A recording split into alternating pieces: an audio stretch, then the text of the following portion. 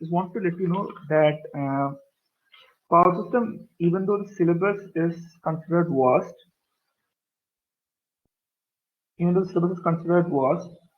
and some people are intimidated by it, it's actually a pretty straightforward subject. Actually, how I try to approach it is like trying to read a novel or trying to read a story. Okay, is it better now?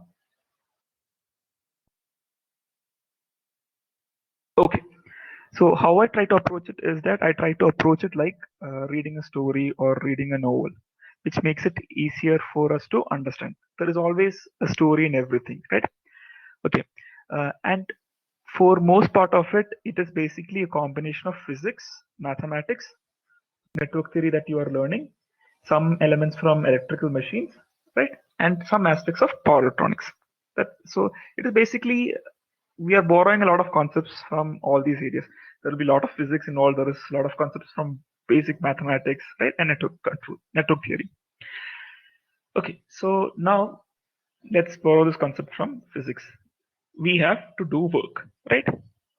There are a lot of things that we want to accomplish in this world. That we want to move things from one place to another. We want to travel. We want to create light. We want to eradicate darkness. All those things. So for all these things, for us to do this work, the basic idea of work, we need energy, right? And uh, as per the basic principle from physics, which is the law of conservation of energy. So, can anybody tell me what law of conservation of energy is?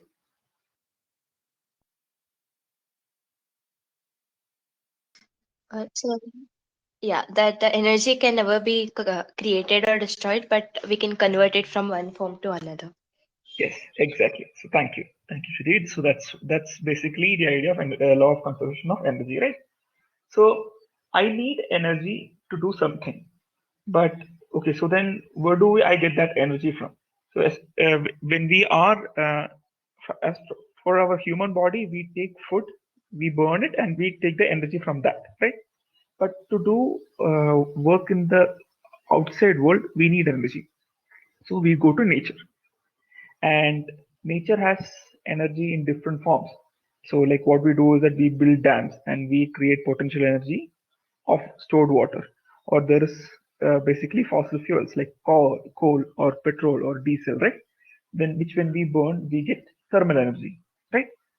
So basically, we have that energy present in nature. Now, how do I get it to the point where I want to use it? Right? So, what we cannot say bring coal to like for the we cannot bring coal to every home and burn it, or we cannot build dam everywhere, and we cannot that energy transfer will not be possible. Like by the time you burn something and you bring the heat over here, that heat will be dissipated. It's not efficient. So that is where electricity comes in. So what basically we do is that wherever in nature where energy is there, we take that energy, we convert that into electrical energy, we bring it to the point where we want to use it, and we convert that back into whatever forms of energy that we want to use. This is basically power system for you. So how do we achieve different aspects of this whole process that I mentioned is power systems, right? All right. And one interesting aspect that I want to bring to your notice is that we do not use electrical energy as electrical energy, right? So, what are some of the common things that we use electricity for? Hello, am I audible? I think I got disconnected there for a second. Good, right? Yes, sir. We can hear you. Yeah. Thank you. Okay, so yeah, right. So okay, so yeah, we have motors, we have light, we have all these applications that we use. You have your phone charger, you have your fans, right? You have all these fancy devices, but all these things, for all these things, we never use the electrical energy. At the end of the day, as humans, we never consume electrical energy. So why do I say that? Okay, from what do you get from bulb? You don't you bring the energy from whatever point use as electrical energy, and you convert that into light energy and use that light energy. What do you do with a fan or any device that uses a motor? We bring that electrical energy, we convert that into kinetic energy, and we use that kinetic energy to do work, right? Or think about your heater, right? What do? You convert that into heat energy, and then you use that heat energy.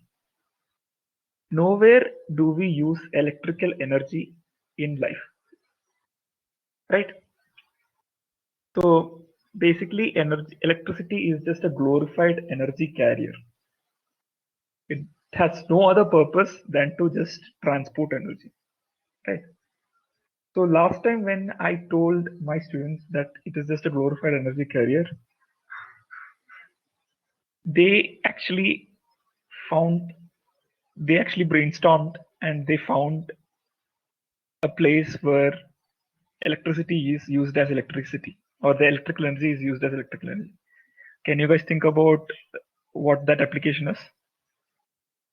So they came up with two applications. One was good and one was bad. The bad one was my contribution. One was good, one was bad. Can you think about any application in real life where we use electrical energy as electrical energy? You can type in your answers or you can unmute and tell me.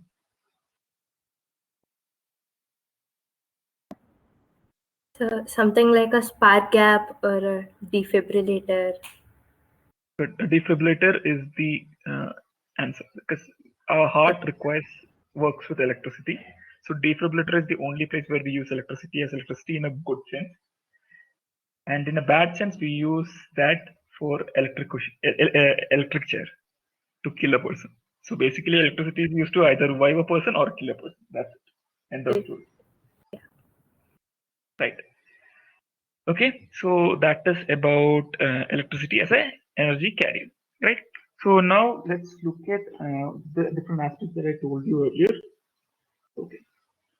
First aspect that I want to look at is, oh man, okay, generation. Bad. Pardon my drawing, I'm not really good at this.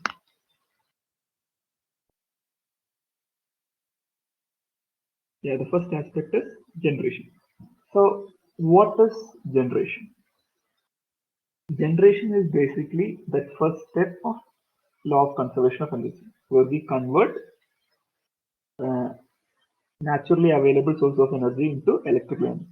The process of converting naturally available source of energy to electrical energy is generation, right? So basically in nature, we have different sources, right?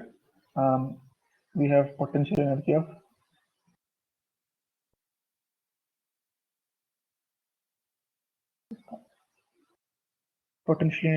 stored dam. Give me a second.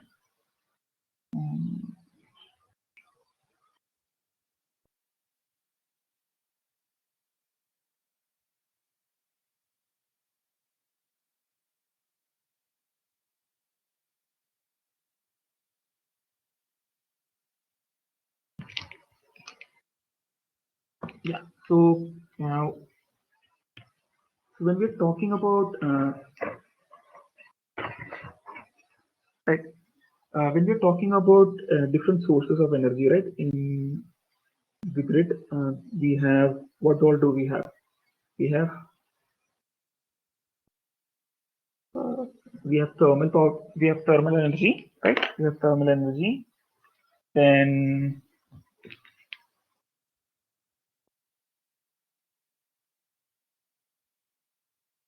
yeah, we have thermal energy. Then we have hydropower. Then we have nuclear power. Then we have wind plants, and then we have solar.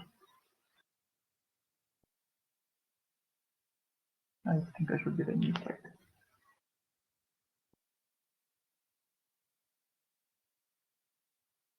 Yeah, we have wind and we have solar. Right. So can you tell me what does the in India, what is the biggest source of energy?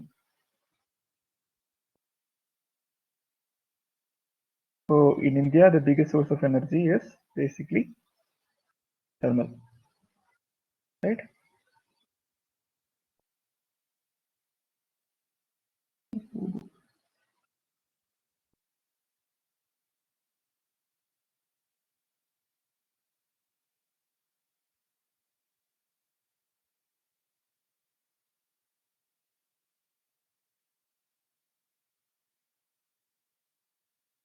Yeah.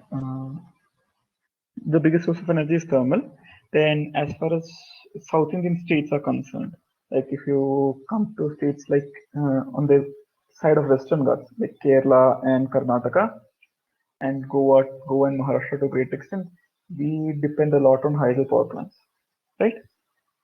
And even Odisha and northeastern states also have a lot of hydropower plants, but they still account for about 30% of our capacity. Then we have nuclear power plants. Then we have wind. Tamil Nadu has a strong presence in wind. I think even Andhra Pradesh and Telangana also have strong presence in wind. Then, yeah, we still are in beginning phases, but we are also investing a lot in solar right now, right? So there is the idea of conventional and non-conventional sources, right? Basically, at the end of the day, we are talking about thermal power plant, hydro power plant, and nuclear power plant when we're talking about bulk power generation, right?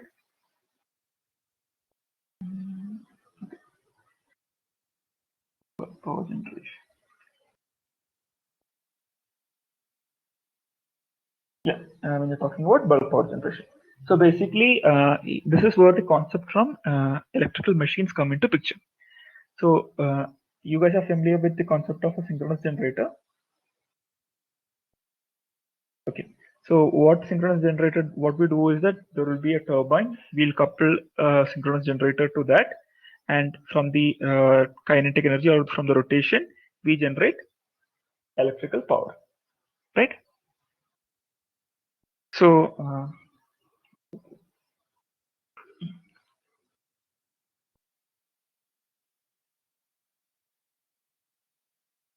so basically, in this thing, we are talking about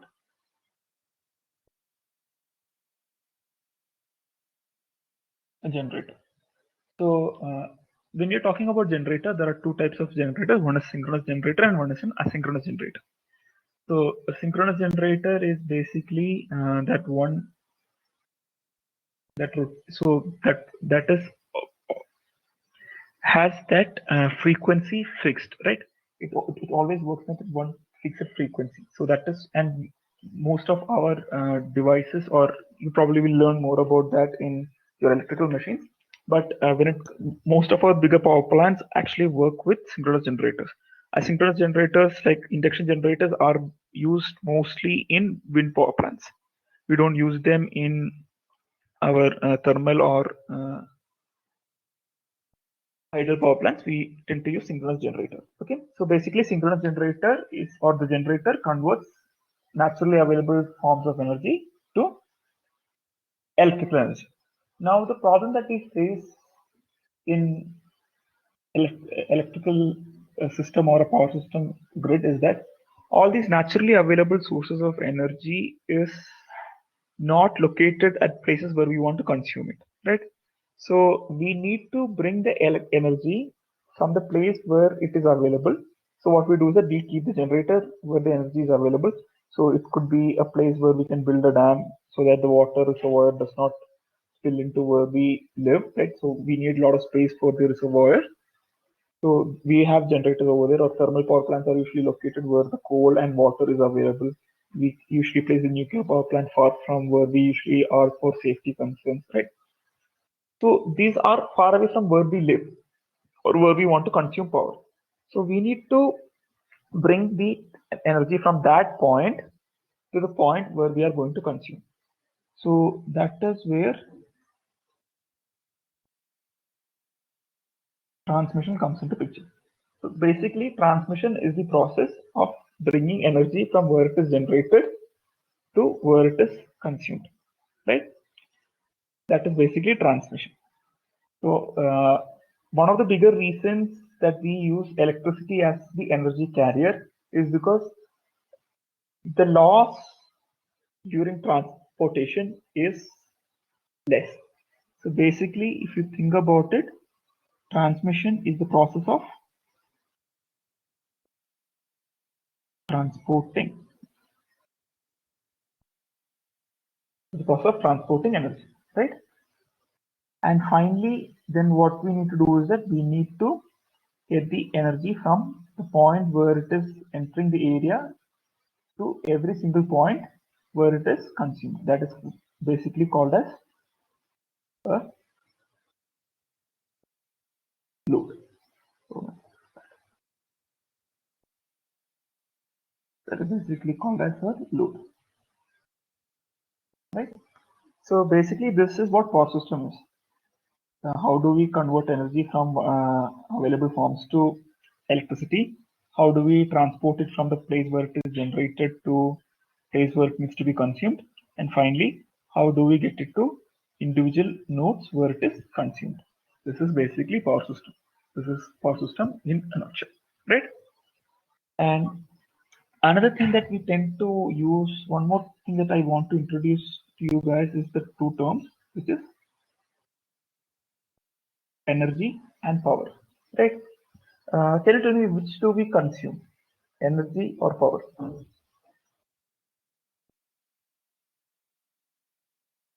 What do we get a bill for?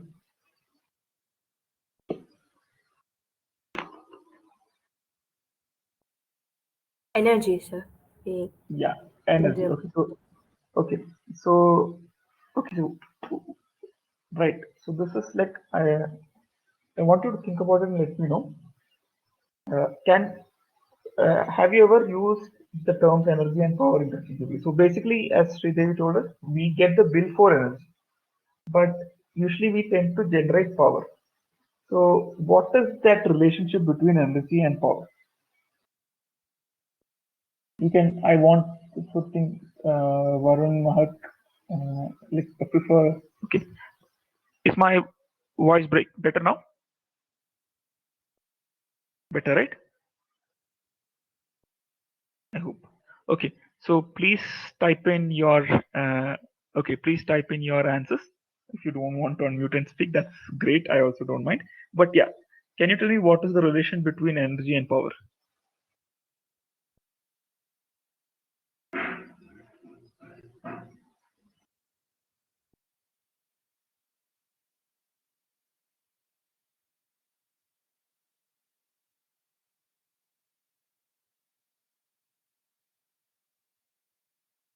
Yeah.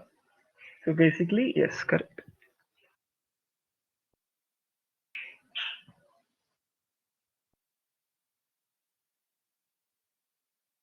Basically, E is equal to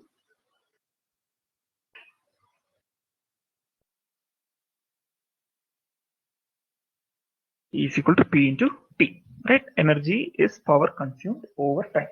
So basically, we generate power, right? We generate power and we transmit power and we consume energy. So we just take so the idea is that, say, suppose you have 10 devices at your home, right? And each will require certain amount of energy. So basically, power is so basically you need to generate or you need to be scheduled for uh, that much amount of power so that all these devices can work parallelly, if it makes sense, right? So that is about energy and power. We will get, if you have any confusion or if that doesn't make sense to you, let me know in the comments, right? We can discuss that. If that's not clear, that we consume energy, we generate power. This has to be clear. You should not use these two terms. You should not use these two terms interchangeably, right? I hope that is clear. If you have any doubts or questions regarding it, let me know in the questions public chat. I will respond to that, right? Could I say something? Okay, right. Then I want to introduce. Okay, So now, one thing that I also want you to understand is that the magnitude of the thing that we are dealing with, right? Uh, what is a system? So this is a very philosophical question also. It's also a question from an engineering point of view. What do you call as a system? What is a system?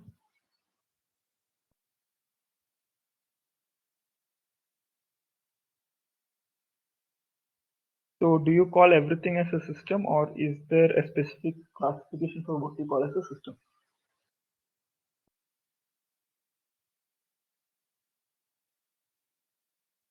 Look, see, there is power system, there is respiratory system, there is digestion system, right? There is there are a lot of systems. You probably have something that has an input and an output. Yes, more or less. Something that has an input and output is also considered as a system. Yes, that will be probably from your control theory or control systems point of view. Okay, any unit of things, any set of things that tend to work together and can exist has its functionality defined within that space is can be called as a system. At the end of the day, from a very generic term, it doesn't even have to have an input and output. If it can work, if it involves more than one component and it actually has a interconnected functionality, and it has a function, and it all these units connected together has a bigger purpose, is called as a, I should not call it as a bigger purpose, but has a more generally defined purpose, is and can be called as a system. Right? Even from your social point of view, you can look at the social point of view. A social system, your election system, everything, or even you call your government the system. There is a reason why that is called as the system, right? Because it has got different parts that is working together, right? That's a simple thought. Maybe think about it. If you want to discuss about it later, we can discuss about it later, right? So yeah, that is about system. Where did I diverge? This happens with me sometimes that I start diverging from what I was thinking. Okay, that's okay. Okay, so we have a system, right? And as I told you, there are different components working together to serve a bigger purpose. I would like to use that word, even though I should not. To serve a bigger purpose. So, what are the different components that we use? So, in general, in power system, we have a lot of components, but the first component that I want to introduce you guys to is generators, right? So, generators, as the word it is, it's about generation, right? These are the physical devices that convert energy, right? Now, then there is this one thing that, okay, before we go ahead, this is one topic that actually comes in our syllabus also. We have defined our system with respect to voltage and frequency, right? So at the end of the day, we have chosen to design our system such a way that we have taken voltage and frequency as reference. Uh, any idea as to why? Do you guys have a clue to why we have voltage and frequency as reference? Why we have not taken power or current as reference? Why we have not defined as defined? So basically, you say that your plug point or any device that you have is defined with respect to voltage. You look at the voltage rating, right? Transformer has a voltage rating. Your plug point has a voltage rating. The generator has a voltage rating. Why don't we talk about it in terms of current? So the thing is that we have one topic called as voltage and frequency control. Yeah, write in your answers right now. That's not necessarily. It is. You can't say that it is independent. Wait till you have a class on network control. You will understand that there are voltage dependent sources, current dependent sources, right? Right? I want you to think about this. That why would we have done this? There is that we have this voltage as reference, right? Maybe in further classes we will discuss it, but I want you to think about it. Probably next time we discuss about it, I want everyone to have an answer. I don't mind if it's a wrong answer, but probably have an answer, right? Think about it. Cool. So just because, so basically, when we are talking about generation, we usually tend to do that at, we usually tend to do that at 11 kV, right? We tend to do that at 11 kV, right? This is because there is a physical restriction on the size of the generator that we can have. We tend to generate our power in three phase, and there are again the question comes: why three phase? Why not five phase? Why not six phase? Why not two phase? Questions. So one thing that I will always recommend my students to do is that ask questions. You can ask me questions. You should also ask yourself questions. Why this? So the question of why should be always there. So there's this saying that for you to say that you have an understanding or a grip on a topic, you should be able to answer 5 levels of why.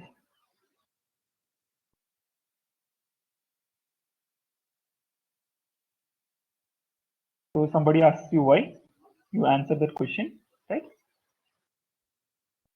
Then they will, once you suppose I will ask you why do we need transformers? So I'll tell you that there is, because the power that we generate in generators is usually at a smaller level, and for transmission it is always better to have higher voltages because the transmission losses are lesser at higher voltages. Again, that brings us to two separate topics. Why? There are two whys over there. Why is the transmission losses low at higher voltage? Or the second question, why is power generation at lower voltage? So now let me go and look at why the power generation is done at lower voltage. The answer to that is there is a there is a direct proportionality or relationship between the generation and the voltage, the size of the generator and the voltage. So then you should ask the question, why? Then I should be able to answer that question to the question, why that relation comes. And that relation comes because at the end of the day, when you're converting the energy, it is because we are using magnetic fields to convert it. And to convert magnetic fields, you need to have coils, moving coils. And this, based on the core and all the materials that we use, there is a minimum size to the coil that we have to have for this power to be converted, so the energy to be converted or the power to be generated. Now, if you ask why to that, I will have to go into electromagnetics. See, so basically, you need to answer 5 levels of whys. So always ask the question why to yourself. Then, if you feel that you don't have an answer to it, let's discuss. Right? You should every single point for everything that you learn, always ask why and always ask what are the assumptions over here. So these are the two things that I will tell you right now itself. It will be a good practice to ask yourself why. Right? So then we have transformers. So what transformers do is that they step up the voltage from 11 kV to higher voltage. It can be 220 kV.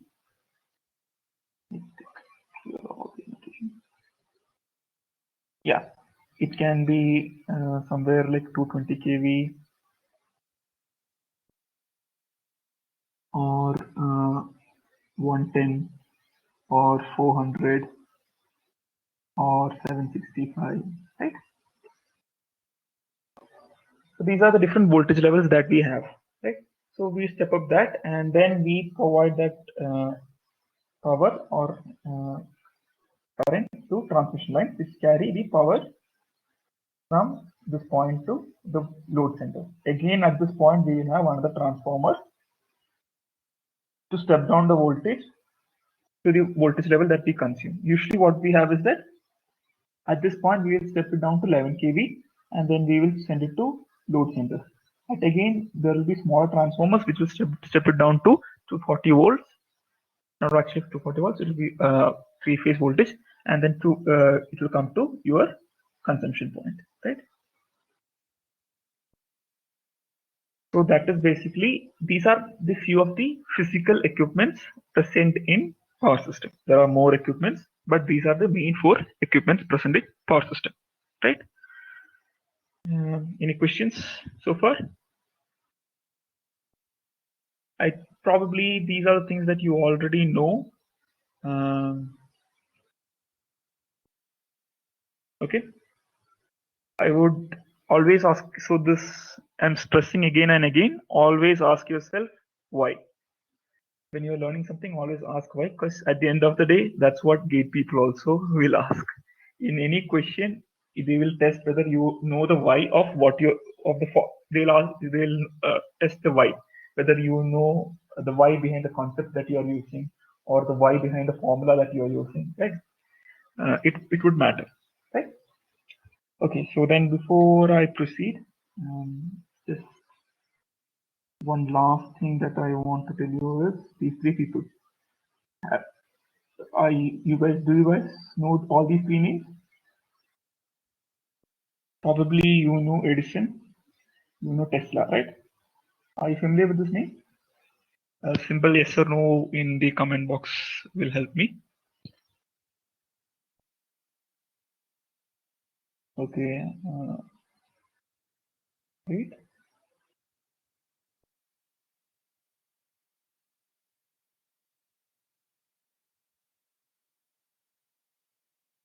And Sakura, are you familiar with it?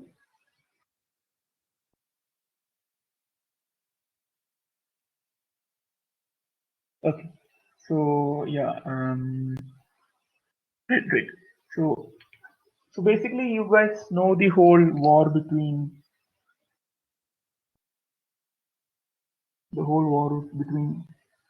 Tesla and Edison, right?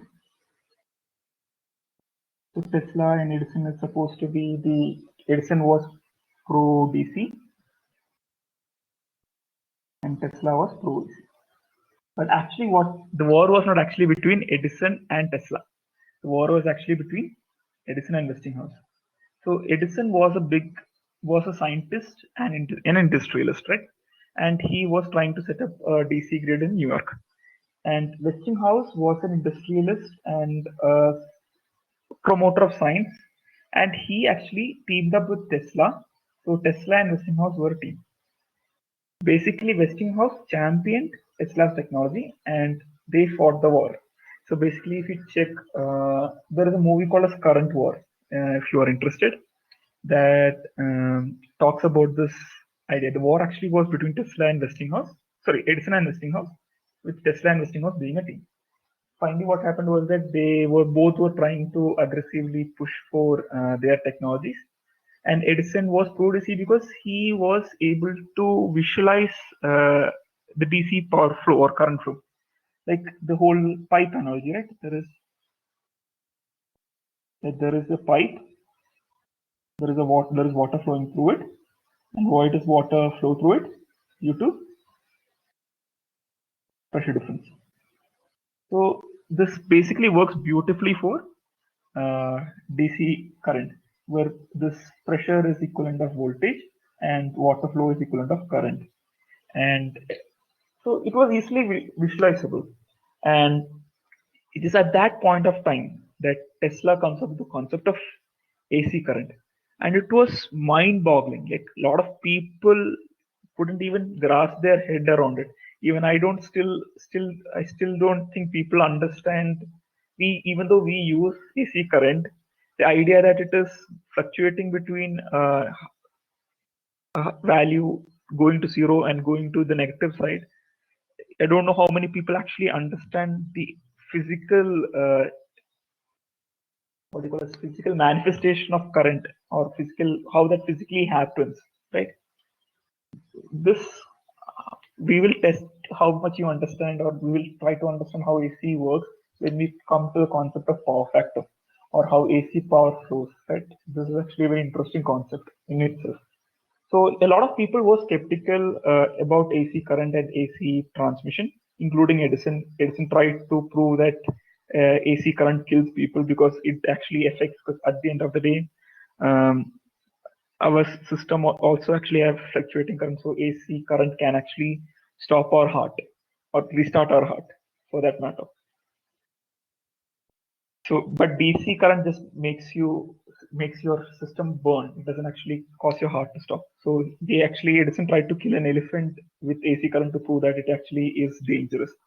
But then there was this whole even to the date currently there is this huge power plant in Niagara, which is considered as a big part of the New York electricity system. This Niagara was the fate deciding factor for the whole AC versus DC war, which finally won. AC won, and we have been using AC. But then over years, we have been pushing our levels with AC, and we are realizing that there are a lot of stability issues associated with higher voltages.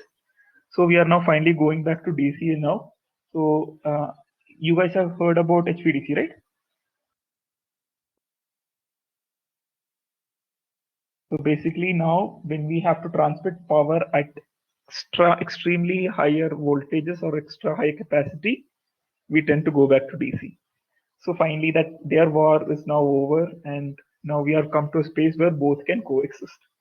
So right now our system is actually a mix of AC and DC, even to a great extent where we now have renewables like solar and wind, where we use a lot of converters to take the DC and convert it to AC. Also, we have a lot of inverters. Most of you may have inverters at your working place or your home, where we use battery to store the power, right? Store the energy. My bad, store the energy. Right. So that is an overview of what the subject is, right? Can we move on? This was just me trying to give you an overview about, or trying to give you a feel about what the subject is. Right? This is basically stories. At the end of the day, it's just stories. Is that okay? Shall we proceed?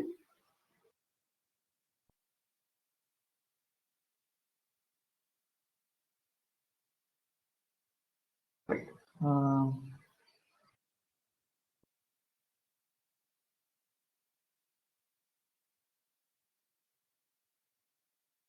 Thank you. So this is something that I like. If everybody can interact with me, I would really love it.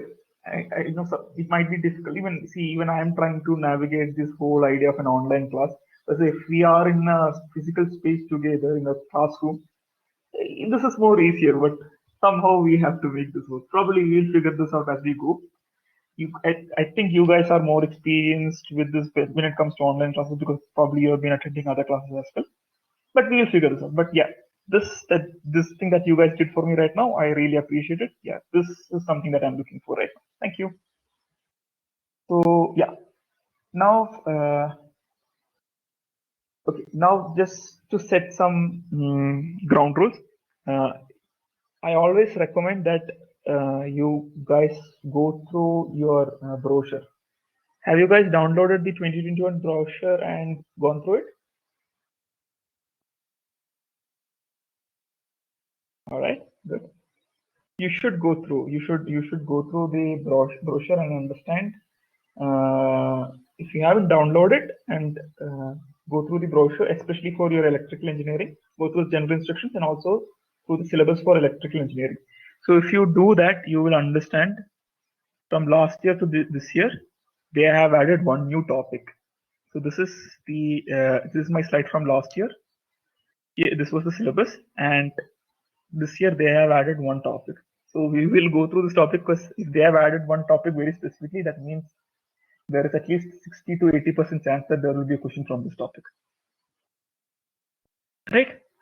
Okay. So this is your syllabus for power system. It is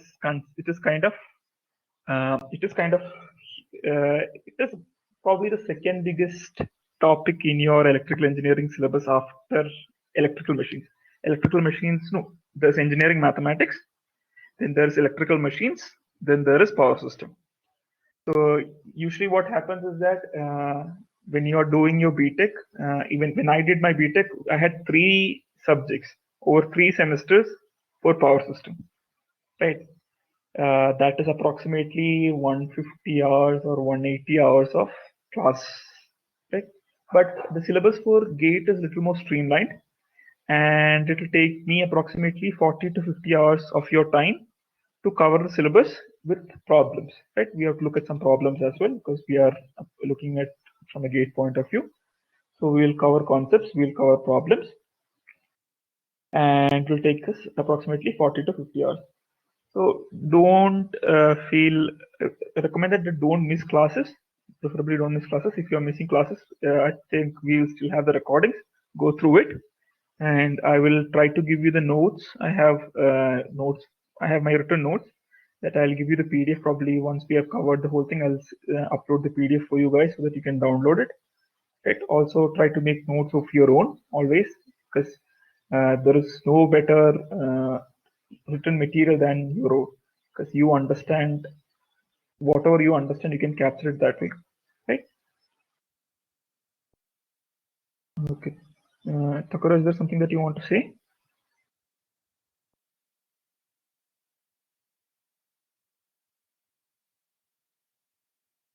Okay, cool. Right. So, and one more thing that I have always recommended is that create something called as a gate diary, right? So I have this notebook. This I made during my when I was preparing for gate back in 2013. So what I did was that I took a diary, and for each subject that I learned, right, I used to note down the formulas, concepts that I feel is important, or the epiphanies. Like when I'm learning something, I'll realize, oh, this is beautiful. This is how it is. So if there is anything that I find interesting about that topic, I used to write that in a diary, and also the important formulas or what are the aspects of it. So at the end of the day, I had a handwritten diary with like 5 or 10 pages per subject, which had the important aspects.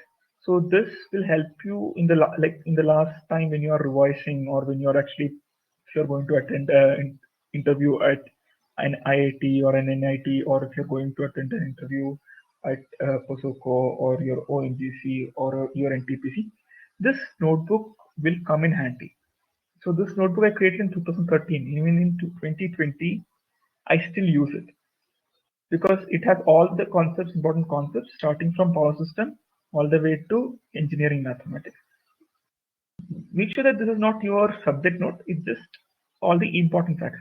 So last year I took power system towards December, so it was kind of a bit late for me to tell the students. Now that I have got you guys early, I'm telling you this will be a good thing. I know it's a little effort, but if you take that effort right now, it will help you in the long run, right? It's just a suggestion. If you can do it, it'll be great for you, right? Okay, so now let's look at the syllabus for power system, right? Okay.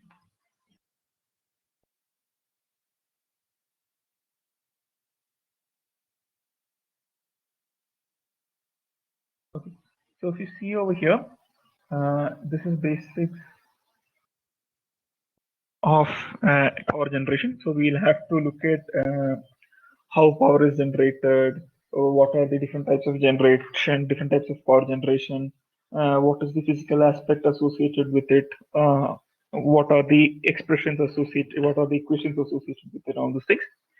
Then we have to look at the concept of AC and DC transmission. What are the different types of transmission lines? What is the physical aspect of a transmission line? Like how is it physically constructed, right? How is it physically constructed? What are the effects or physical effects of associated with it, and all those things. Then how do we actually model it? So one of the interesting aspects when it comes to any engineering problem is that we have to actually model the system in terms of mathematics, to actually study it further, because there is there's only up to a point where you actually can take the physical interpretation and keep on following it. To actually understand that, we actually model the system, where we cut down certain aspects using certain assumptions, and then we say that, okay, fine, this is how the system will look like on paper, and then we study it, right? Then there is the aspect of economic load dispatch, right? Economic load dispatch, I'll come back to in a minute. Then there is the idea of electric field distribution and installation.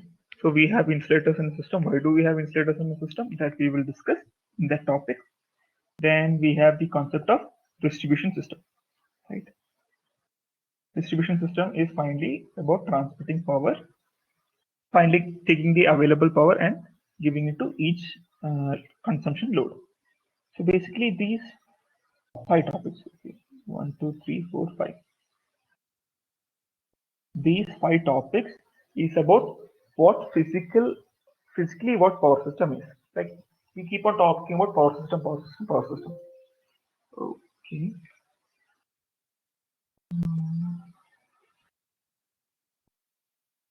You guys just give me a second.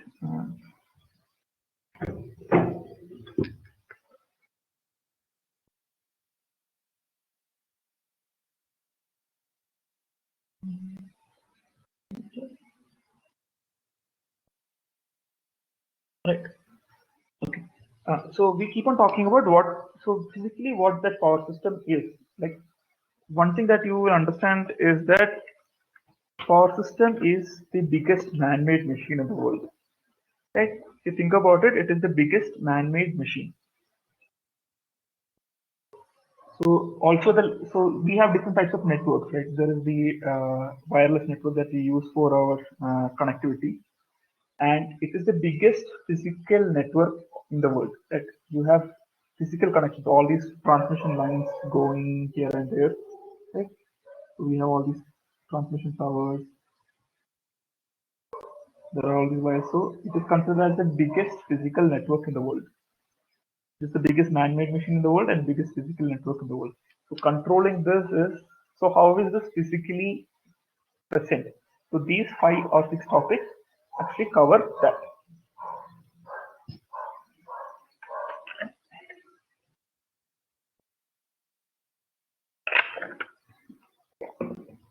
All right. The thing is that there has not been much gate questions from this topic in the last 5 or 6 years, but we will definitely cover it because you have to understand this to understand what power system is, and to understand the further topics also you need to understand this. And when you're going for interviews, a lot of questions usually tend to come from this section. Even though it's not been asked from gate, but a lot of interview questions usually come from this section. So we will cover this in detail. Don't worry about it, but giving you a heads up. Right. Then, as I told you earlier, when we are coming to an actual grid or any system, we need to represent it to study it, right? We need to represent it. So how do we represent any system, right? There are 2 ways to represent. There are 2 ways that in any engineering problem that we represent. The first one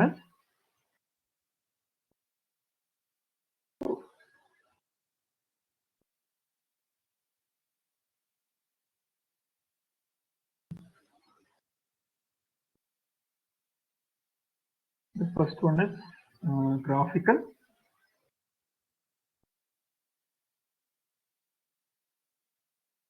and second one is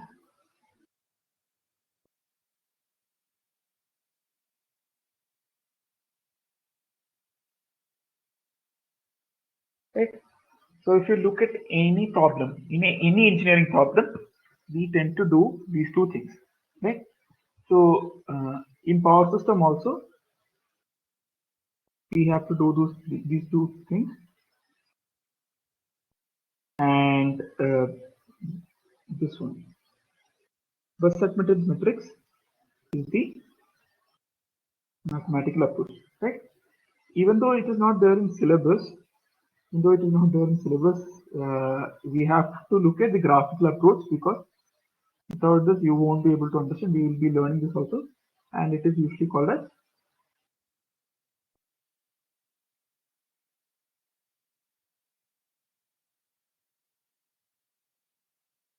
one-line diagram.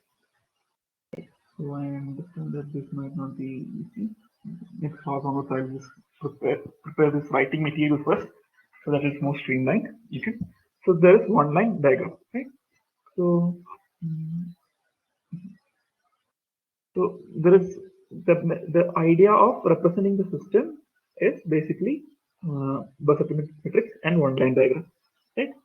Again, I'm skipping something over there per unit count it is. I'll come back to it, right? Then we have the idea of load flow. So again, we are talking about a big system. So when we are trying to study it, so when we are trying to study about anything, what do? We usually take a photograph of it, right? We take a photograph of it and then we study that photograph. Basically, the process of taking a photograph of our system is load flow. That's how I That's how you can fundamentally put it. So what we do is that we take the values that we know about the grid at a point of time, and then we calculate all the other parameters we don't know about it. So basically, at the end of the day, when we are done with load flow, we will have all the details about the grid at that one particular point of time, and it is frozen in time. That is why I call it as a photograph. Right? Now then, I told you earlier that our system is basically with voltage and frequency as reference. The why we will address it, don't worry. And since it is with voltage and frequency as reference, we need to keep these values within a tolerable limit. And how do we do it is the how and the why of why voltage and frequency being maintained is voltage and frequency control, right? Then have you guys already started with your engineering mathematics?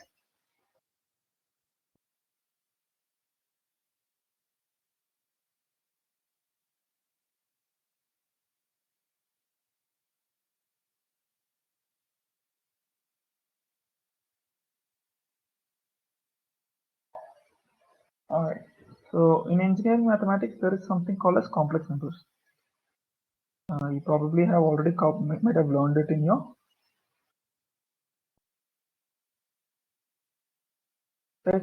Yeah, probably if you guys have not already started. But yeah, the idea of complex numbers, which you might have, I think almost all of you might should be familiar with it, right? Basically, we say that there is a component, there is a number, which is as a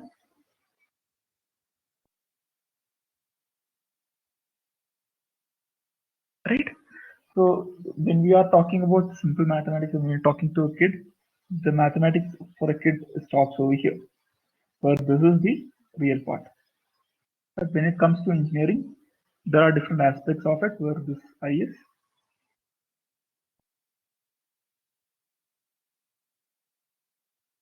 of -1. Right? We see that there is an imaginary component to it.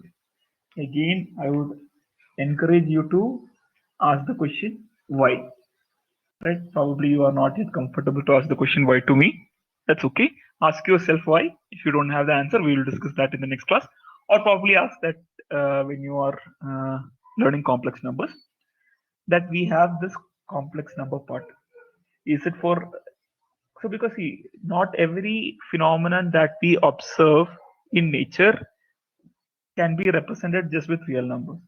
There are a lot of different aspects that somehow we need one more component to represent one component that is perpendicular to the existing component to represent, right?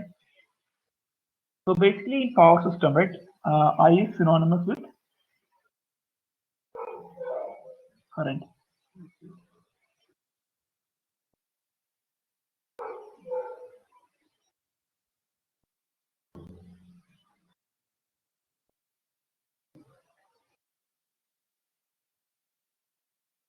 I is synonymous with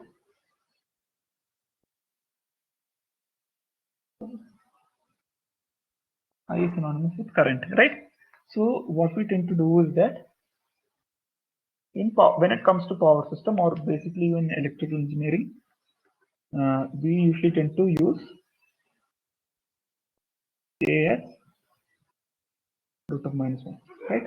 So going forward, this is your term, okay, not I, J. So this is going to be a little confusing when you learn complex numbers where they will say it is I and here I'm going to tell you it's J. So when it comes to power system, J is root of -1, okay? Is that clear? Right. So the whole point of me bringing up is that when we are talking about DC, right? When you're talking about DC current or DC power, it can be represented in terms of just a real number, right? But when it comes to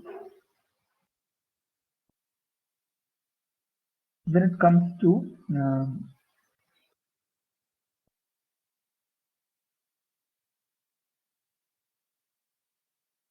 when it comes to AC power,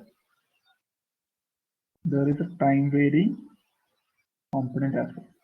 So any component in power system or when it comes to AC is complex, right? Complex in the sense it has two components, both real and imaginary. So when we are talking about power,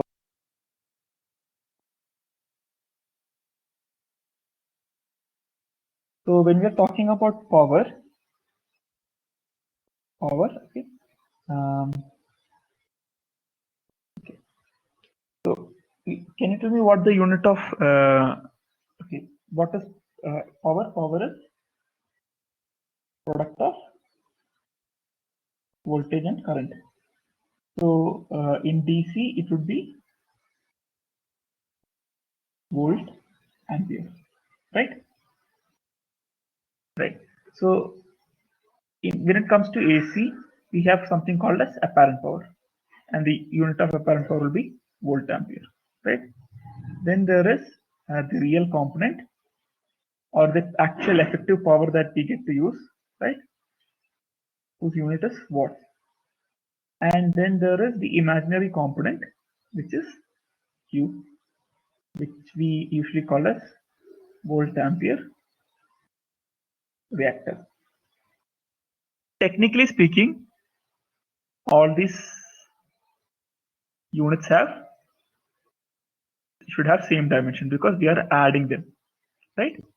So this is when again going back to the fundamentals of I don't know physics or mathematics. If you have to add any quantity, it should have same dimensions, right? So basically, even though we see volt ampere, volt and VAR, they have same dimensions. But the thing is that even the idea is that even though we are converting, say suppose 1000 watts of energy from see, so we have 1000 watts of potential. What is 1000 watt? 1 megawatt. Sorry, 1 kilowatt. My bad. We have see suppose 1 megawatt of energy stored as potential energy in a dam, and then we convert that into electrical energy, and then we bring it all the way and we try to use it in a 1 megawatt motor again to lift something, right? Effectively we don't get the whole power. Some power is lost as heat energy on transmission, that is called as real power losses, right? But then still we don't get that full power. We usually end up getting somewhere between 90%, right? So the final actual energy that power or the power corresponding to the energy we'll get to consume is called as real power, or this one P, right? And the power that we were supposed to get was S, right? So okay, let me put this way. Okay, basically we have the power that we get to effectively use, and then there is the power that we should actually get. This is what we get.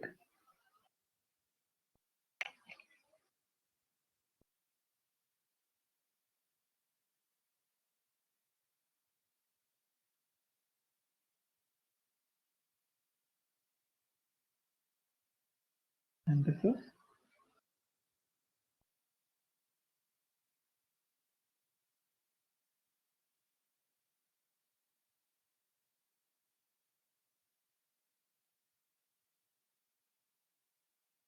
should. That is a should. Don't worry. What we should get, right? And okay, so the percentage or the proportional, the thing that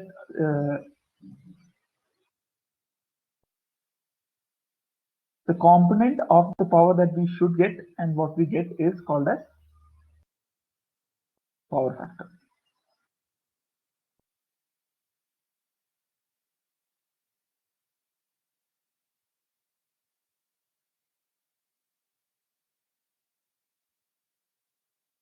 Okay, and the so-called power lost is called as reactive power. So now you understand the requirement of complex numbers, right? So basically, even though it should have looked straightforward that we have this much of energy, we are converting and bringing it here, there is a component of power that goes missing. Technically, it is not going missing. That goes somehow we don't get to use. And to represent this uh, phenomenon that we observe with respect to the physical aspect of electricity or AC current, we need complex numbers, right? That's why we end up using complex numbers. And I don't know if you guys have heard the whole beer and froth analogy. Have you guys heard of the beer and froth analogy? Where there is beer in a bottle, when we pour it into a glass, the actual beer that we get to drink is active power and the froth is reactive power. That's not exactly what reactive power is. That is a wrong analogy, but it gives you a picture, right? But if you ask me what that is, if I can try to paint you a picture, the idea is that in our system, how do we get to use, how do we convert energy? How do we convert energy? We use an alternator, right? Then what happens in an alternator? There is a rotating part, and then there is a magnetic field, right? So basically, there are a lot of components, even in transmission line, right? If you look at a transmission line has reactive and capacitive components. Then, yeah, so basically, then again, when you come back to your motor, right? Your motor also requires some form of magnetic field. So we need some energy to set up this magnetic field or to set up this electrostatic field in the capacitor. So some part of the energy some part of the power that is being transmitted is actually used to set up this magnetic field and this electric field that we need to actually get the conversion done. And this part of the energy that is actually used for setting up this fields is actually reactive power. That is why we don't get to see them, but it is not actually lost. It is actually present in the system. So by correctly manipulating this field or setting how we set up this field, we can actually reduce the amount of reactive power consumed and get that power to active power. So if you go back to the syllabus,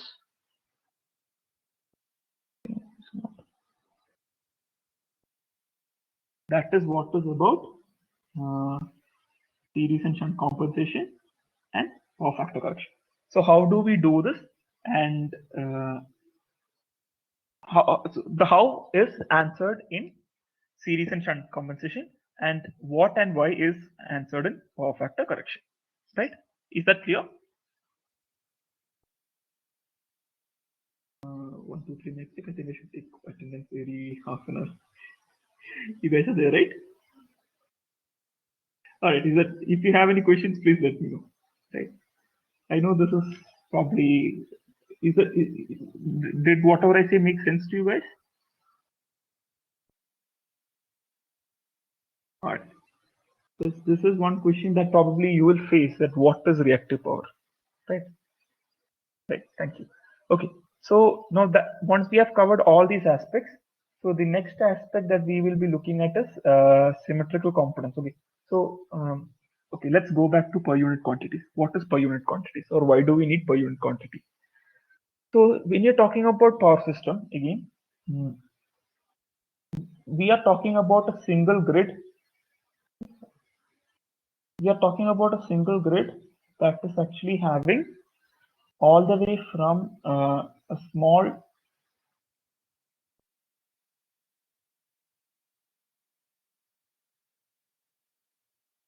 this is a 0 watt bulb. Okay, pardon my drawing. This is a 0 watt bulb. So you probably have, maybe you guys have it in a home where you have a 0 watt bulb. It's actually not 0 watt. It is basically very small wattage of power that it consumes. So we approximate it to 0 watt. So it is in the same grid that a 0 watt power bulb is connected, and it is also to the same grid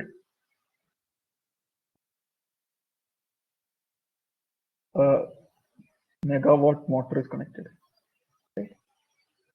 So there is a component, or there is your charger that consumes milliamperes.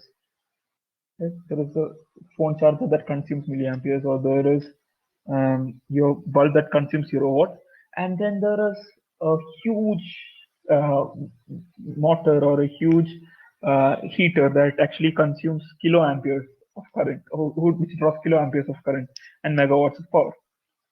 So it is the same network that has all these components. And we are talking about 10 power 6 and 10 power minus 3. So when we're dealing with, and we also have two transformers, we have different voltage levels also in the system. So we need, if we don't have a proper mathematical approach, we are going to have we are going to have to solve equations which will become impossible to solve, or which will be very difficult to solve. So what we do is that for each component, we will scale. Basically, per unit system is scaling. We take the values present in the huge value small scale, and then we bring it into a common reference plane, and that is basically per unit.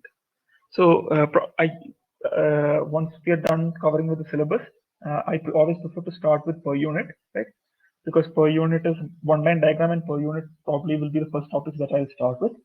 So at that point, you will understand the importance and the scale of what actually per unit does for us, right? All right. Then we have fault analysis. So fault analysis, basically, we will look at, so when we're talking about this huge grid, we also, as engineers who are operating it, we need to be prepared for what all issues that can happen in the system, right? And fault analysis is basically understanding what are the problems that can happen in the system, and symmetrical components is the mathematical approach to simplifying that problem, right? Then under this concept of differential protection and all concept of protection is like the insurance policy. Like, we have these kind of problems that can happen in the system, and how do we prevent it? Then circuit breakers, and we also have to look at relays, right? Circuit breakers and relays, they will tell us how we physically achieve it, right? On the top of this, we also have since we are talking about a system that is having varying quantities and also rotating parts, we have a lot of rotating parts. There is issues associated with stability also, right? We have issues associated with stability also. And so we also have to study what are the stability issues associated with power systems. So there is steady state stability, and there is a concept called as transient stability. Again, to see, we are talking about a physical system and how do we mathematically study it. So there are different approaches. Equal area criteria is one such approach.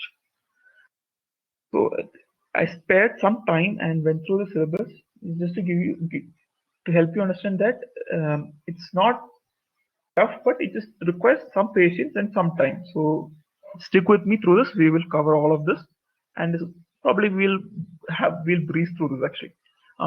And last but not least, the new topic, economic load dispatch. Basically, economic load dispatch is about. So basically, we have a lot of generators in the system, right? We have a lot of generators in the system, and we given we will have requirement for certain amount of power. So deciding which all generators should generate how much amount of power is basically economic load dispatch.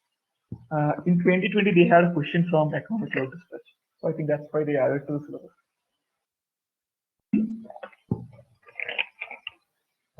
So that's the syllabus. Is that okay? Clear? Any questions?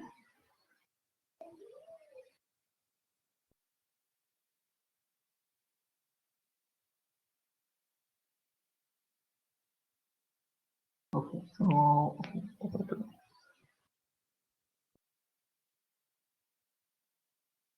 All right.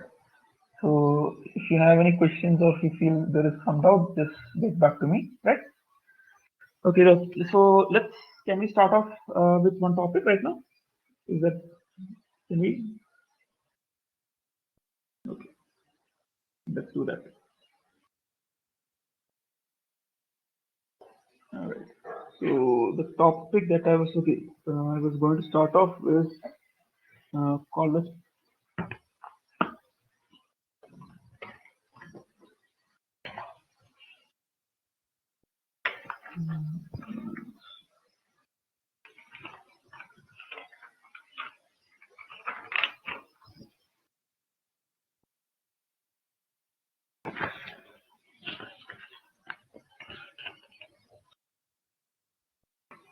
yeah. So okay, let's start with the idea of per unit, right? Uh, or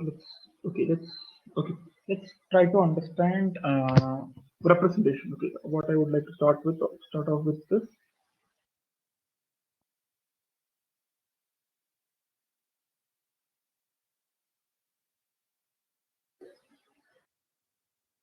representation.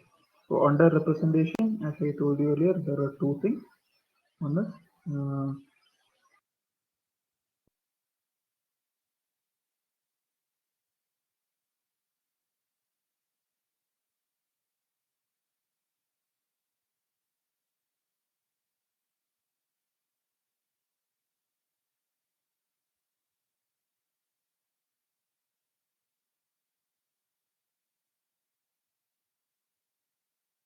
so there is graphical and there is mathematical approach, right? So let's look at graphical first, right? Yeah. So let's look at graphical. So what we do is that we try to represent each uh, device in the system, basically using three different components. This is the reactance, resistance, and capacitance. It's basically your network theory, right? Uh,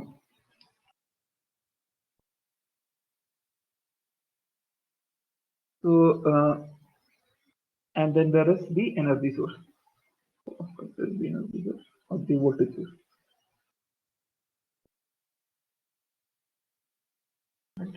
Okay. So basically, generator is represented as energy source in series with the reactance. And transmission line, there are three types of transmission line, right? There is the short transmission line, which has resistance and reactance. Then we have the medium transmission line, where we need to have resistance, reactance, and capacitance. And then this long transmission line, which is actually a repeating unit of all these. We will come to, so we saw that modeling of transmission line, right? So we will come to details about that. So basically, we are going to represent this as components. Then different types of loads are there. Load can be a resistive load connected to a ground. Okay. Since we're talking about voltage, ground always plays an important aspect in power systems, right? So the first thing that we always uh, draw with respect to power system is called as a reactance diagram, right? So what we do is that okay, there was a transformer. So transformer also is basically represented as inductance and reactance in parallel, in series, right? So what we do is that we try to create nodes. So suppose there are different nodes.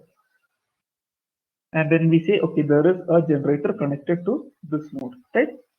So this node will represent as a point in this one. So suppose there is a transmission line between these 2 points. So we will put that as a and right. Then there is a generator at this end.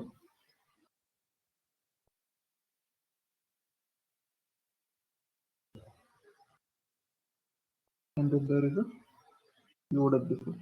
So basically we are so this, since it's ground common, basically we formed a circuit diagram. So basically when we are putting reactance, so this is called as a reactance diagram. This is we cannot, so this is okay when we are talking about a small diagram, small system. But when we are talking something as huge as power system, what we do is that we go for something called as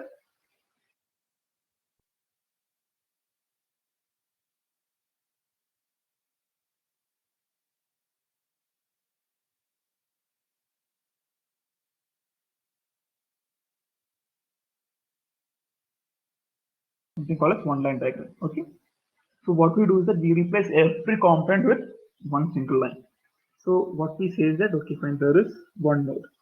So what classifies as node? It is probably a point where two different components are connected at same voltage level, right? So any such thing is called as a node. So what we usually, so even though when we are drawing this one line, this one vertical, this is a vertical line, pardon my drawing, this is one vertical line. So this one vertical line actually represents, probably can represent a substation where there is at least three, it can represent a substation or it can represent a generating station. So usually we may have a generator connected here, right? So this one point represents actually a maybe a half-acre generating station where half-acre generating station where there are at least 3 or 4 turbines connected to 3 or 4 generating units, which are then connected to a big, huge bus bar, which is then connected to a transformer. That whole thing is represented as this one line, right? Then we will have this. Then we have this transmission line, right? At this point, again, see, suppose you might have seen substations, right? Where from here multiple lines originate. So this actually is a substation, one single substation that is being represented by this one line. Then this one line can represent a whole load center. Like if you are, for people who are from Bangalore, this one line can represent Indiranagar as total, or one pocket of Hyderabad, or one portion of Bhubaneswar, right?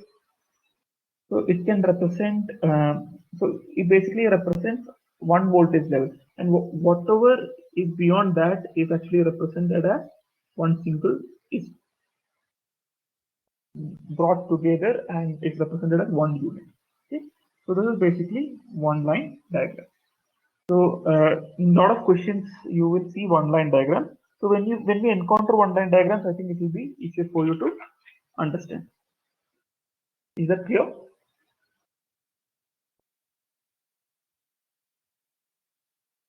If you have any questions, let me know. Don't shy away. Okay, you can ask me. There's no problem. Right? Let's see. One of the bigger requirements, or one of the prime requirements that I have, and also IIT Gates class in this coaching center has, is that you make the best out of this, right? So if you have anything that you don't understand, or if you feel that something is not working for you, let me know. Especially given that the class strength is small over here right now, with just 5 of us, it can be class can be as informal as possible. You can have that discussion. You can bring it up. There won't be any judgment, right? You can bring up in any question, and if you feel that what I am saying does not add up or does not make sense, let me know. I can explain it again. There's no problem with that. Okay. Yep. Right.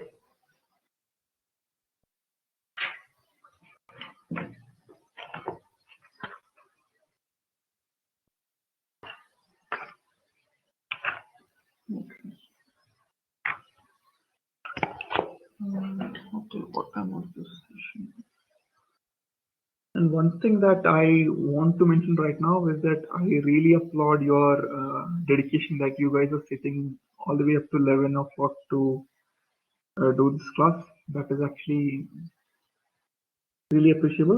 So kudos to you guys. This is great. Right? Okay, so that is one line diagram. So then now let's look at per unit system, right? This is something that I wanted to introduce to you guys, the idea of per unit system. So, so as I told you earlier, we have different voltage levels, and different power levels. So we have megawatt, kilowatt, watt, milliwatt, right? And in voltage we have kilovolt, volt, millivolt. That is millivolt, that's smaller, right? Then you have ampere, ampere, milliampere. So all these different levels, right? So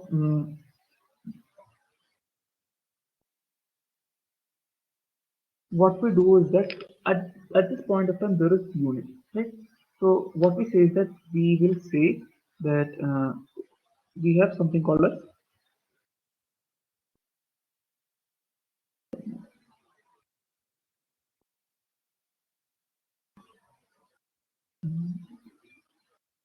pardon the fact that I'm a little clumsy with the pen. Before next class I'll just prepare a little more, practice a little more and come. So we have something called as reference level. So what we do is that we decide a reference level for power and a reference level for voltage. These, so we will say like 100 megawatt is our reference and 11 kV is our reference, right? So this is called as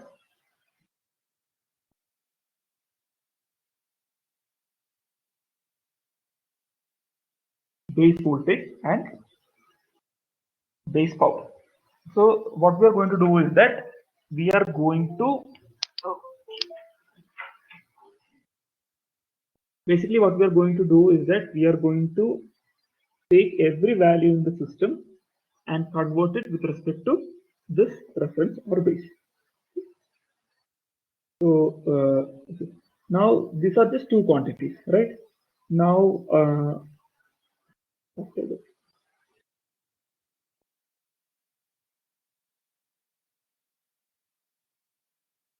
and clearing this. Okay.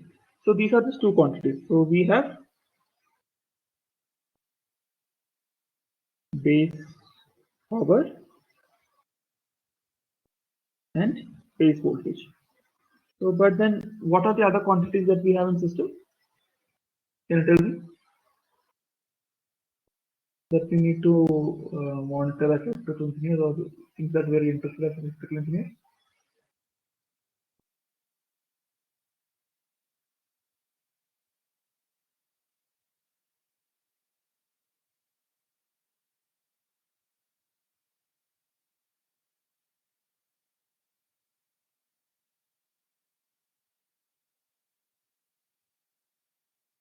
Okay, so basically, am I audible now?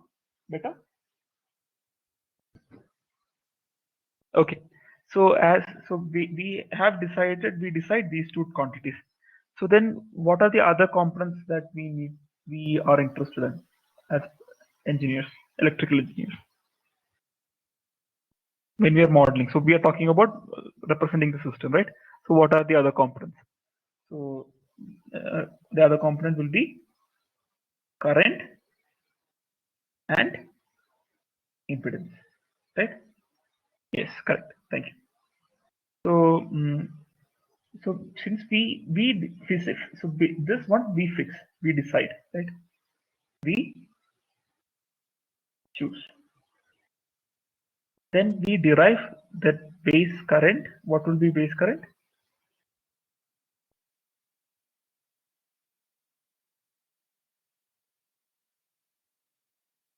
basically P is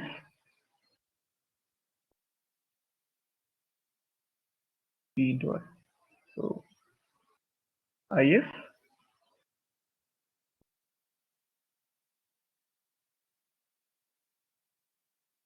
so base current will be base power divided by base voltage, right?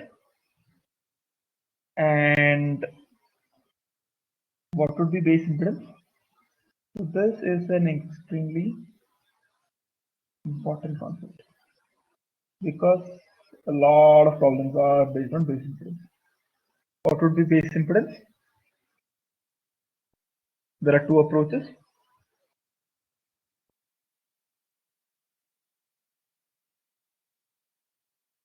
One approach would be to use Ohm's law. What is P is equal to G, Z is equal to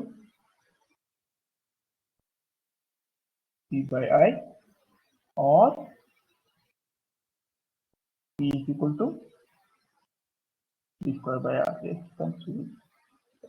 Okay, so R would be V square by P. So even both, if you use both approach, you should finally arrive at the same formula, which is base impedance is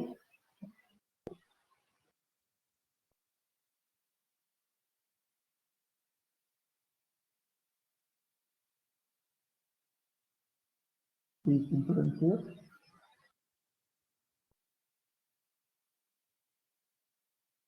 base impedance is base voltage the whole square divided by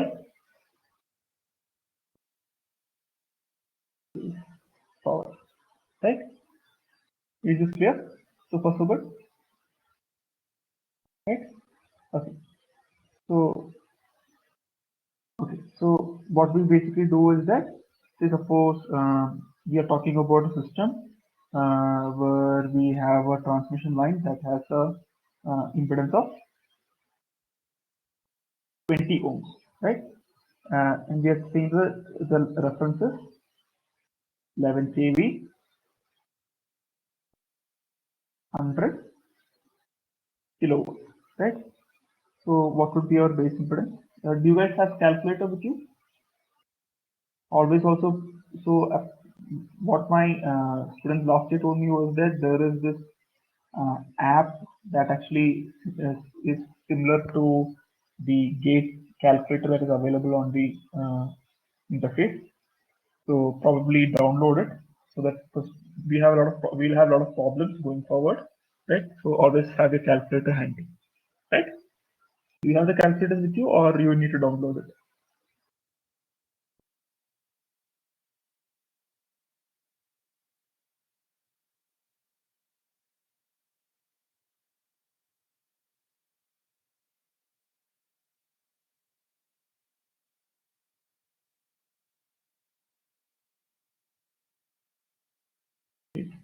What about you guys, Varun and Mahak?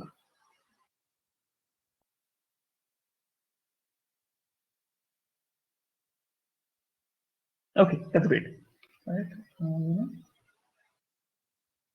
Cool. Varun, I'm assuming that you also have it going forward. So what would be this one? It would be 11 into 10 power 3 the whole square divided by, okay, let me do something. Let me make this 100 megawatt, right? So it's just for me to make the calculations easier temporarily. 100 into 10 power 6. This will be 121 divided by 100. Yes, thank you. Now I made it megawatt, so it will be 1.21. Yeah, it's 1.21. Yeah, now it will be 1.21. Great. So this is 1.21 ohms. So we have our base impedance is 1.21 ohms. So now if you have to calculate Z per unit, that will be right? Ohms divided by that base.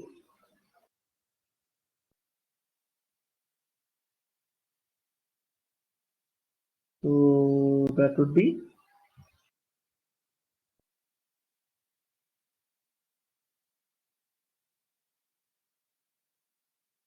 20 divided by 1.21.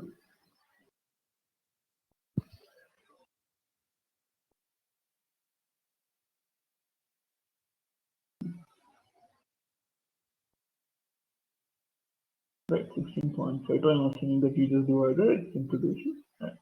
And can you tell me what is the unit of this? This we're talking about seg. So what will be the unit?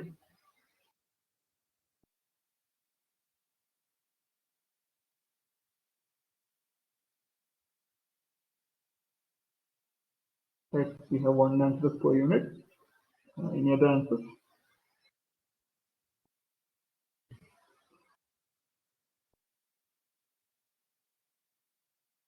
So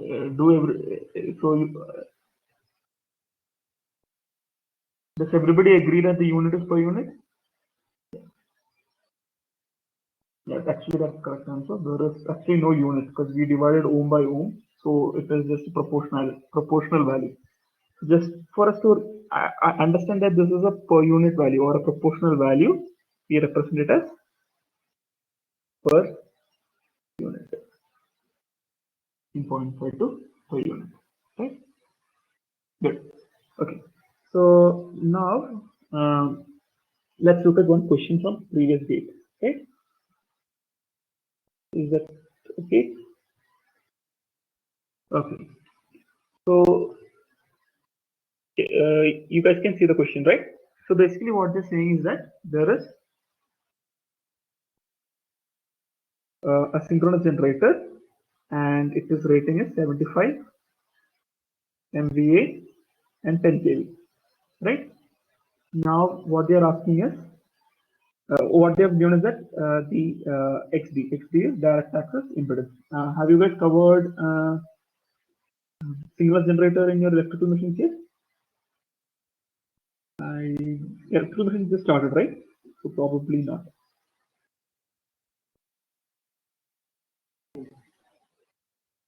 Okay. So basically, there is something called as a direct access reactance, which when we are talking about a synchronous generator, what we see is that there is a source of voltage source. We find a representative in series with the reactance, and this is called as XD or direct access reactance, right? So they are saying that this for this generator, this is 0.4 per unit. So if they are not, when they are mentioning like this, it means that if this 0.4 per unit has been calculated with respect to the machine's rating, right? Now what they're saying is that this generator is connected to a grid, and the grid actually, for the grid we are considering 100 MVA 11 kV as the base, right? So now what is happening is that we have calculated the base with respect to the machine's rating. Now they are asking us to calculate the machine's rating with respect to grid. So there are two approaches, right? Let's take the long route first. Then I'll tell you there is the easy way also.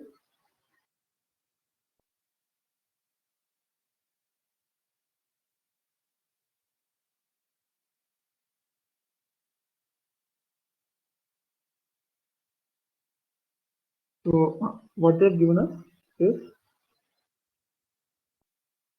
P is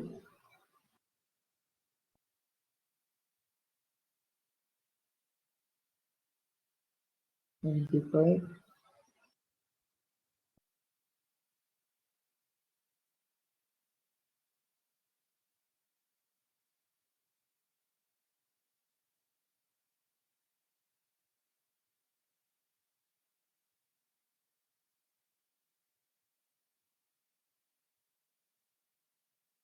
correct?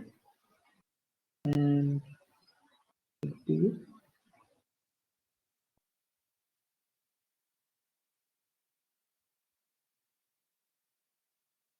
0.4, right? So given this, can you calculate what the actual XD is? XD know.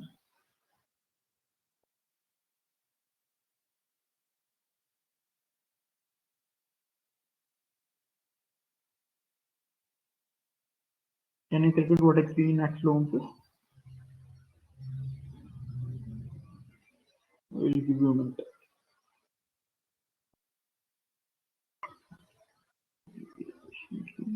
75, not 10, sorry, 10, not 11, my bad. Just 10 kV.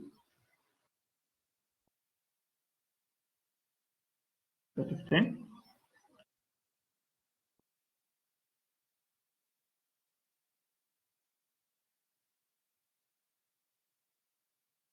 So can you calculate XD ohms and tell me what is the XD in ohms? So we calculate base impedance is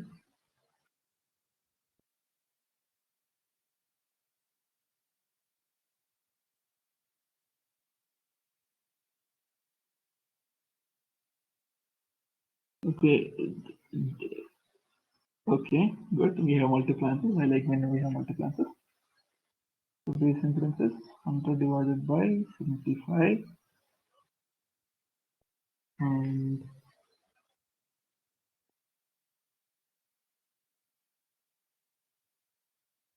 so unit is 6 ohms divided by base. It's basically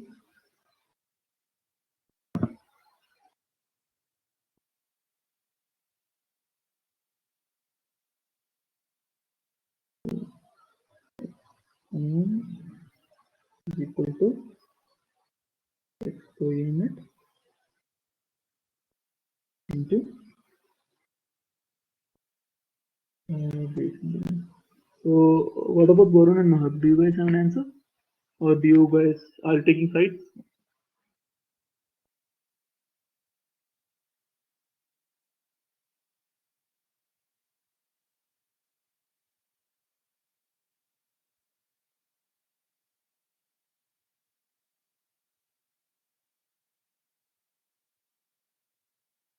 Okay. Okay.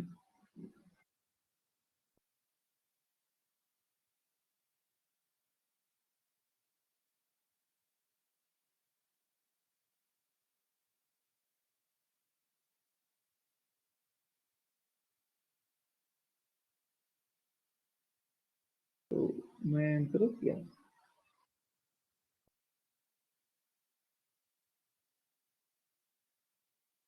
0.533, 533, yes. 0.533 ohms. Okay. So we now know x ohms, right? So now what is given in the question? So yeah, Sakura, just see where you made the mistake and correct it. Okay. So now we need to calculate with respect to new base, right? So the new base is 100 MVA,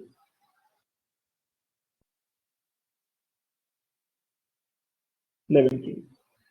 Okay.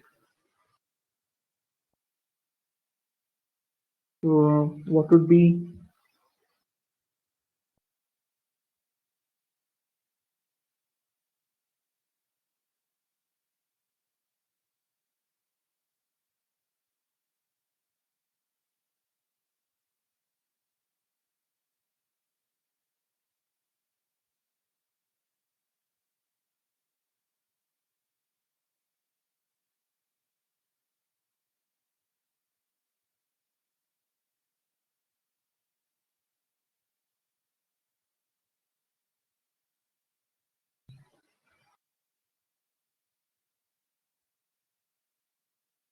it will be 1.21 ohms, right? So what would be x per unit in new?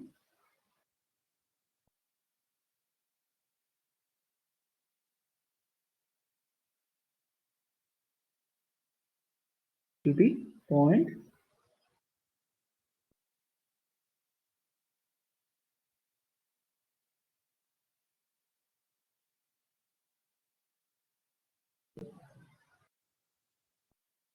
Correct? Sometimes I will make mistakes without knowing it. Sometimes I will make mistakes by purpose just to see if you guys are with me. Okay?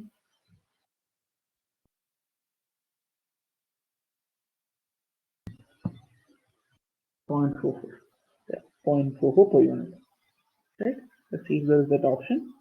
Yes, the answer will be D. Right? Okay. Now the thing is that there is actually a formula in power systems that people usually teach for this concept, right? That is where you can directly apply that formula and get this answer. But I wanted you to do this problem manually to actually understand the concept and how that formula comes, right? The formula is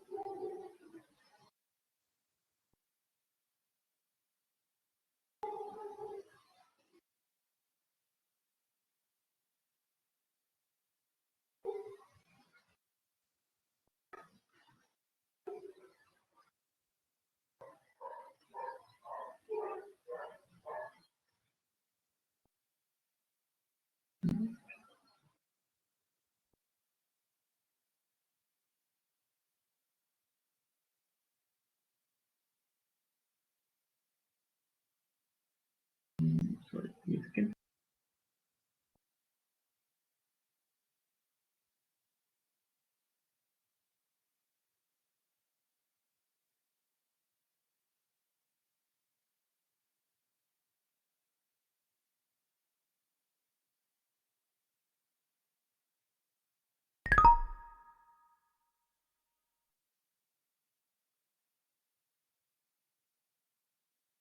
sorry guys, am I audible? I just lost my network for a minute over there. Am I audible now?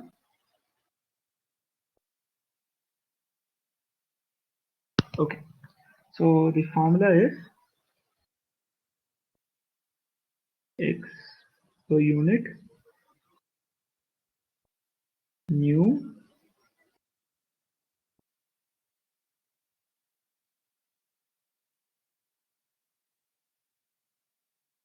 is equal to X pu volt, right, into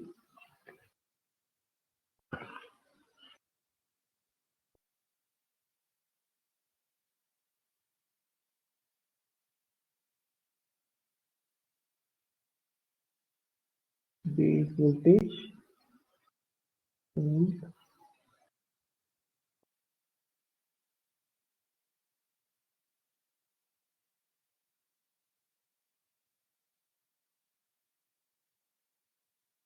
divided by base voltage mu the whole square into base power mu divided by base power 4. Okay, तो पूरा S दोनों.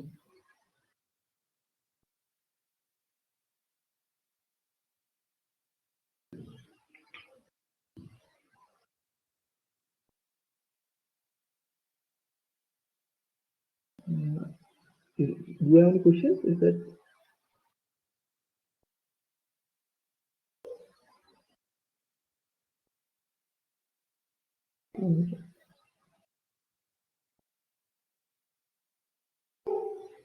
if I can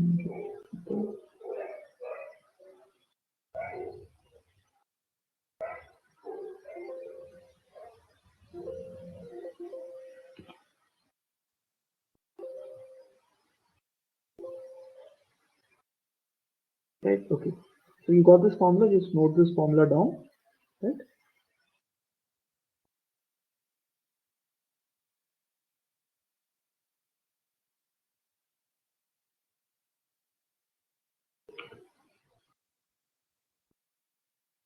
You got this formula, right? So basically, if you are applying this to our current question, it would be 0.4 into 10 divided by 11 the whole square into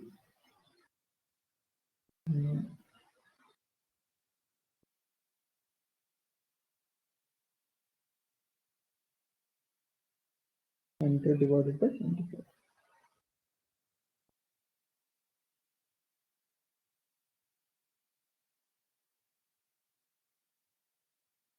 Right, if you multiply, you should get the same answer. So you can apply the formula also, but what I always say is that it's okay. It's always good to remember the formula and apply the formula. But always, when you are using a formula, always ask yourself what is the assumptions associated with this formula, right?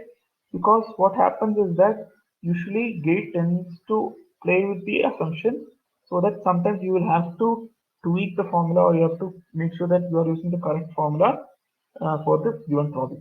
So if you are in doubt, always, so I just showed you how to derive this formula, right? You can always derive, you can always take the long route also. But if you're confident about the formula, you can directly use the formula. Okay, that's clear?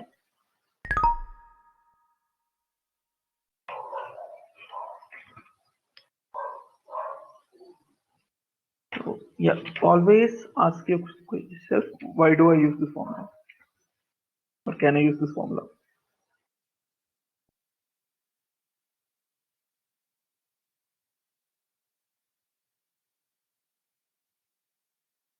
Right. So can you note this question down? I'll type it here. So it will be easy for you also. An alternator is rated 100 MVA and 11 kV, and X is 1.2 per unit. Right? Calculate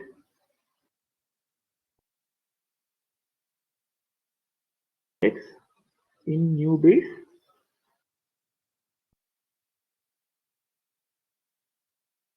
250 MVA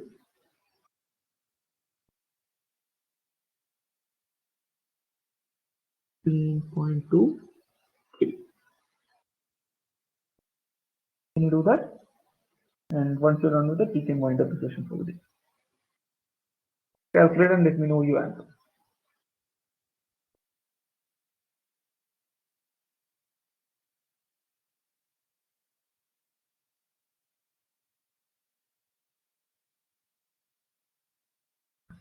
Okay, let's see if everybody gets the answer. Otherwise, if you're not getting the answer, or if you want me to solve it again, let me know. Okay, I'll wait for 3 minutes for everybody to solve it. It should not take 3 minutes. Solve it, and if you are not getting the correct answer, or if you feel like you want me to solve it for you, I'll solve it.